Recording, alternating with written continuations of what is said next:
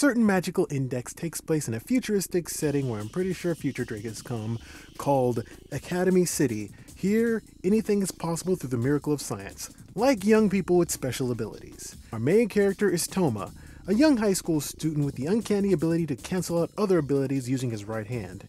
You don't want to know what he does with his left hand. After meeting a young girl named Index, he is swept up in a huge conspiracy or conspiracies involving the Roman Orthodox Church. Through various adventures, he must work together with several sorcerers from the church, as well as superpowered young people like himself, to fight the injustices that make their way to Academy City. Let's just list off the good things about this because there is a lot of things I have to say about this. First of all, the animation is fantastic. This show really knows how to do action scenes. It's so energized when the action's on screen. And it's very diverse in how it portrays its tension. You know, there's always a sense of urgency when there's an action scene on screen. I also have to commend this show for actually having a huge ensemble cast, but not making everyone feel so samey. Every character looks like a very unique character. The cast of characters are huge, but each and every one of them has their own individual personalities. With a few minor and understandable exceptions, you really can't mistake one character for another. So those are actually 3 good things about this anime series. The action is well animated, the tension feels real, and the cast is huge, diverse, and distinct. However, those are the only good things I can actually say about this show. It kind of falls flat in every other aspect.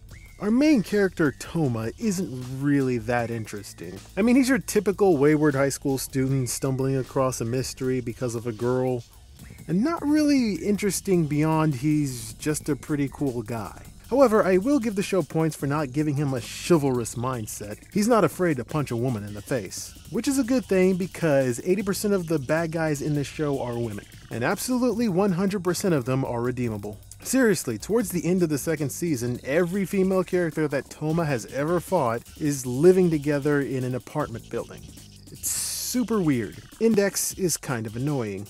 A lot of the characters in the show build Index as some sort of character of great importance, and I'm looking at her and I'm not really seeing that. I'm just seeing a dumb kid. Yes, she has infinite knowledge of several thousand grimoires that are locked away in her head, but that rarely, and I do mean rarely, comes into play. And even though her name is in the title, she feels more of a hanger-on than an actual character in the show. And you know that huge and diverse roster I've been telling you about? Yeah, all their characters have very distinct personalities, but all their personalities are basically just archetypes. Hell, there's an entire character who was completely useless in the entire subplot that they were introduced in. And the show kind of acknowledges the fact that she's kind of useless.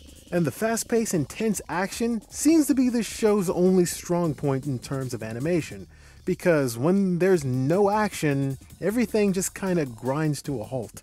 Everything that's not an action scene is either an exposition dump or quiet time for characterization, both of which are handled very poorly. And you really actually want to see these characters sit down and talk to each other, but this show really doesn't seem to know what it wants to do with that quiet time. And in doing so, character motivations come off as clunky, predictable, or just downright silly. Also, Toma's right hand has the ability to cast out anyone's special ability, magical or not.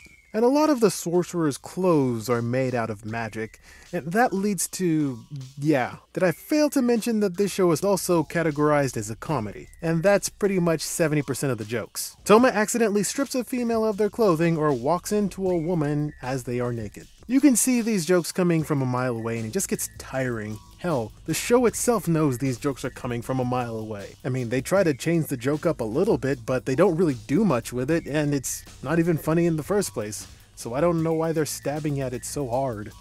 And of course, the best part about this show is of course the most disappointing about this show. A side character is way more interesting than the main character.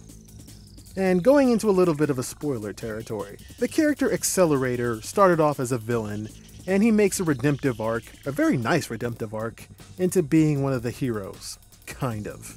And like Toma, he has a very young girl sidekick with him that follows him around. However, Accelerator doesn't take no shit. Also, where Index comes off as annoying because Toma has to constantly put up with her crap, and he lets her get away with it, Little Misaka comes off as adorable because A, she's a little kid, and B, Accelerator also finds her annoying, and therefore we sympathize with him. Little Misaka and Accelerator are 2 clashing characters that you will enjoy watching. more so than the actual main couple. Hell, in his storyline, there's a bunch of jokes made at the expense of the jokes made about the main two characters. Still not figuring out what this show's comedy is all about, but when it focuses on Accelerator, the comedy gets better. Because it's genuine. And I guess that's my true beef about this comedy. The jokes are more funny when it's genuine and not forced, a thing it constantly wants to try to do. Force the jokes. So, those were a lot of negatives, and yeah, those are a lot of negatives. But those positives are the things that are going to keep you watching the show, because those negatives can be easily ignored for the most part.